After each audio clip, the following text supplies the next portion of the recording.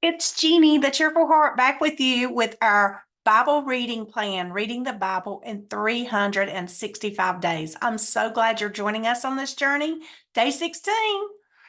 Don't forget about the downloads below. We have a takeaway sheet where you can print and kind of write what you want to take away from each passage we read.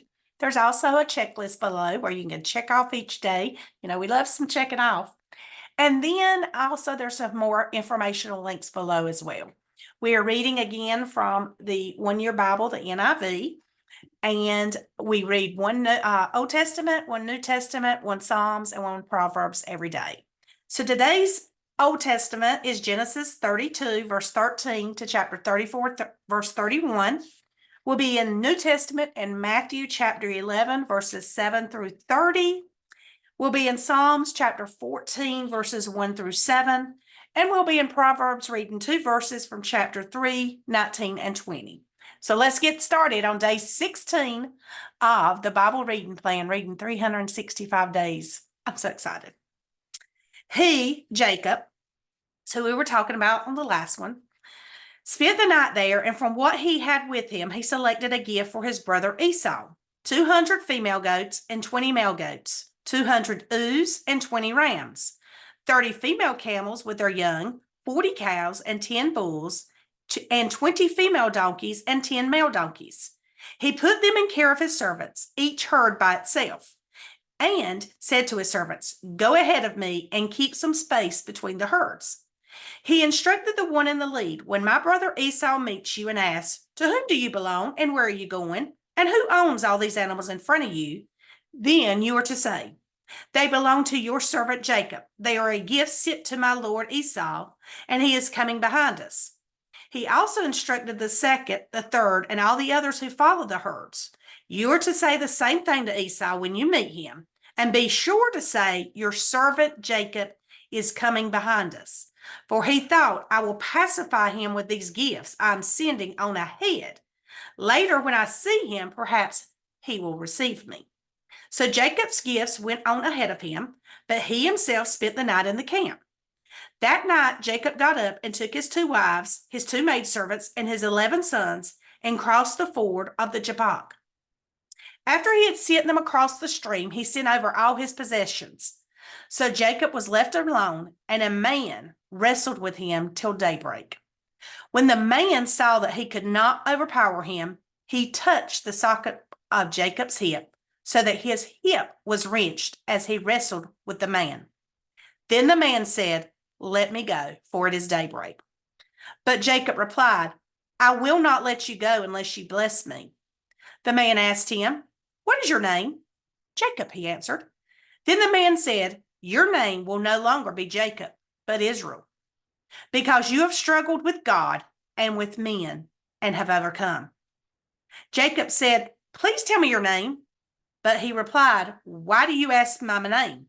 Then he blessed him there. So Jacob called the place Peniel, saying, "It is because I saw God face to face, and yet my life was spared." The sun rose above him as he passed Peniel, and he was limping because of his hip. Therefore, to this day, the Israelites do not eat the tendon attached to the socket of the hip, because the socket of Jacob's hip was touched near the tendon. Chapter 33.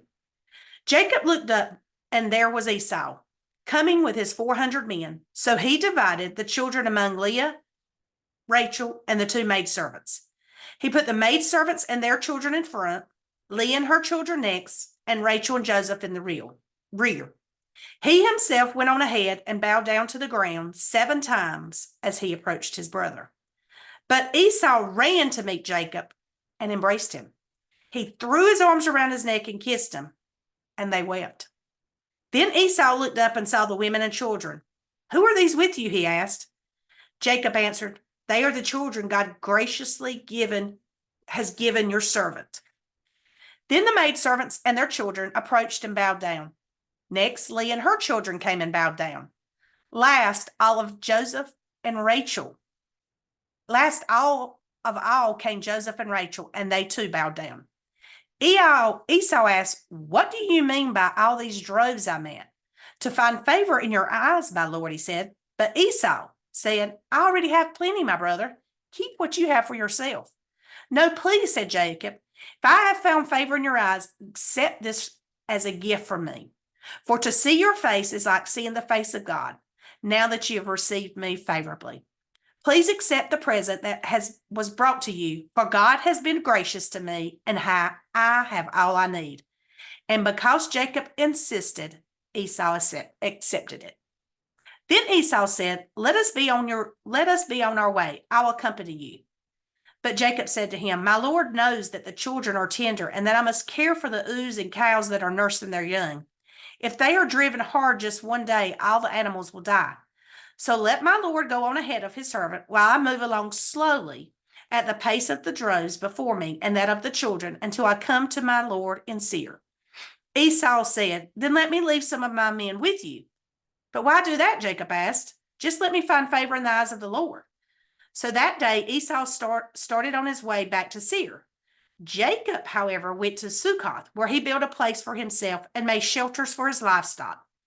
That is why the place is called Succoth. After Jacob came from Paddan Aram, he arrived safely at the city of Shechem in Canaan and camped within sight of the city. For 100 pieces of silver, he bought from the sons of Hamor, the father of Shechem, the plot of ground where he pitched his tent. There he set up an altar and called it Elohe Israel. Chapter 34. Now Dinah, the daughter Leah had born to Jacob, went out to visit the women of the land. When Shechem, son of Hamor, the Hivite, the ruler of that area, saw her, he took her and violated her. His heart was drawn to Dinah, daughter of Jacob, and he loved the girl and spoke tenderly to her. And Shechem said to his father Hamor, get me this girl as my wife. When Jacob heard that his daughter Dinah had been defiled, his sons were in the fields with his livestock, so he kept quiet about it until they came home. Then Shechem's father Hamor went out to talk with Jacob. Now Jacob's sons had come in from the fields as soon as they heard what had happened. They were filled with grief and fury because Shechem had done a disgraceful thing in Israel by lying with Jacob's daughter, a thing that should not be done. But Hamor said to them, my son Shechem has his heart set on your daughter. Please give her to him as his wife. Intermarry with us, give us your daughters, and take our daughters for yourselves. You can settle among us. The land is open to you. Live in it, trade in it, and acquire property in it. Then Shechem said to Dinah's father and brothers, let me find favor in your eyes, and I will give you whatever you ask. Make the price for your bride and the gift I am to bring as great as you like, and I will pay whatever you ask me. Only give me the girl as my wife. Because their sister Dinah had been defiled, Jacob's sons replied deceitfully as they spoke to Shechem and his father Hamor. They said to them, we can't do such a thing. We can't give our sister to a man who is not circumcised. That would be a disgrace to us. We will give our consent to you on one condition, that you become like us by circumcising all your males. Then we will give you our daughters and take your daughters for ourselves. We'll settle among you and become one people with you. But if you will not agree to be circumcised, we'll take our sister and go. Their proposal seemed good to Hamor and his son Shechem. The young man, who was the most honored of all his father's household, lost no time in doing what they said, because he was delighted in Jacob's daughter. So Hamor and his son Shechem went to the gate of their city to speak to their fellow townsmen.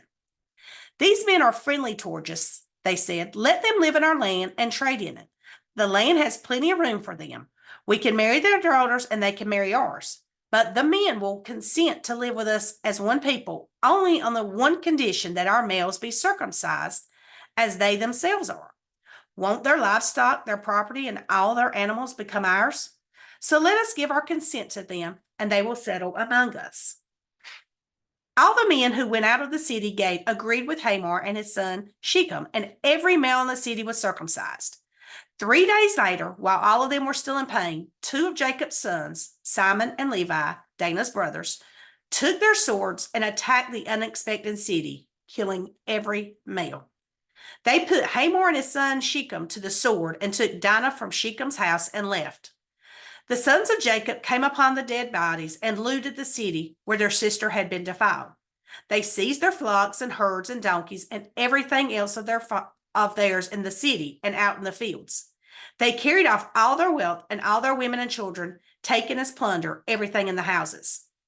Then Jacob said to Simon and Levi, "You have brought trouble on me by making me a stench to the Canaanites and Perizzites, the people living in this land. We are few in number, and if they join forces against me and attack me, I and my household will be destroyed." But they replied, "Should he have treated our sister like a prostitute?" Now to Matthew chapter 11, verse 7 through 30. As John's disciples were leaving, Jesus began to speak to the crowd about John. "What did you go out into the desert to see? A reed swayed by the wind? If not, what did you go out to see? A man dressed in fine clothes? No, those who wear fine clothes are in king's palaces. Then what did you go out to see? A prophet? Yes, I tell you, and more than a prophet. This is the one about whom it is written, 'I will send a messenger ahead of you who will prepare your way before you.' I tell you the truth. Among those born of women, there has not risen anyone greater than John the Baptist, yet he who is least in the kingdom of heaven is greater than he. From the days of John the Baptist until now, the kingdom of heaven has been forcefully advancing, and forceful men lay hold of it. For all the prophets and the law prophesied until John. And if you are willing to accept it, he is the Elijah who was to come. He who has ears, let him hear. To what can I compare this generation? They are like children sitting in the marketplaces and calling out to others. We played the flute for you, and you did not dance. We sang a dirge, and you did not mourn. For John came neither eating nor drinking, and they say, he has a demon. The Son of Man came eating and drinking, and they say, hey, he is a glutton and a drunkard, a friend of tax collectors and sinners. But wisdom is proved right by her actions.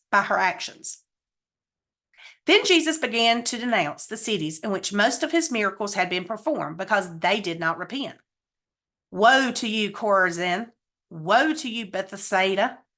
The miracles that were performed in you had been performed in Tyre and Sidon, they would have repented long ago in sackcloth and ashes.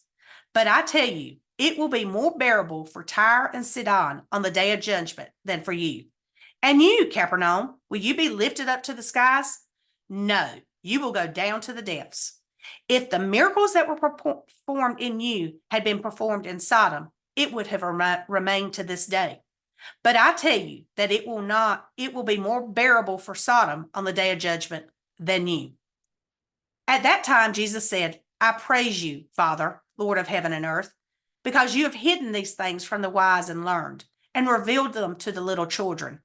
Yes, Father, for this was your good pleasure. All things have been committed to me by my Father. No one knows the Son except the Father, and no one knows the Father except the Son, and those to whom the Son chooses to reveal him. Come to me, all who are weary and burdened, and I will give you rest.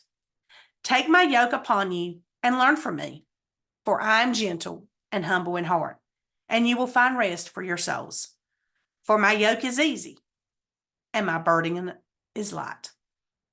Now to Psalms 14, verses 1 through 7.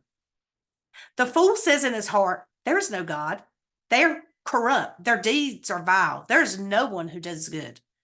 The Lord looks down from heaven on the sons of men to see if there are any who understand, any who seek God. All have turned aside. They have together become corrupt. There is no one who does good, not even one. Will evildoers never learn? Those who devour my people as men eat bread, and who do not call on the Lord. There they are, overwhelmed with dread, for God is present in the company of the righteous. You evildoers frustrate the plans of the poor, but the Lord is their refuge. Oh, that salvation for Israel would come out of Zion. When the Lord restores the fortunes of his people, let Jacob rejoice and Israel be glad. Proverbs chapter 3, verses 19 and 20. By wisdom the Lord laid the earth's foundations. By understanding he set the heavens in place.